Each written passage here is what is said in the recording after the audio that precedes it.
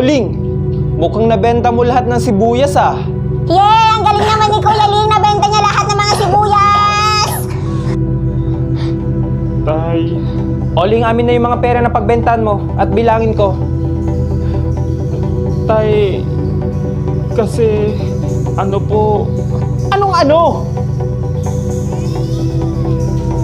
may dalawang tampay kasi na lalaki, tay.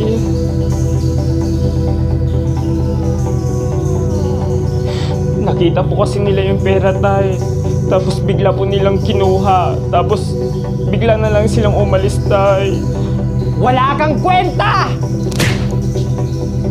Roger!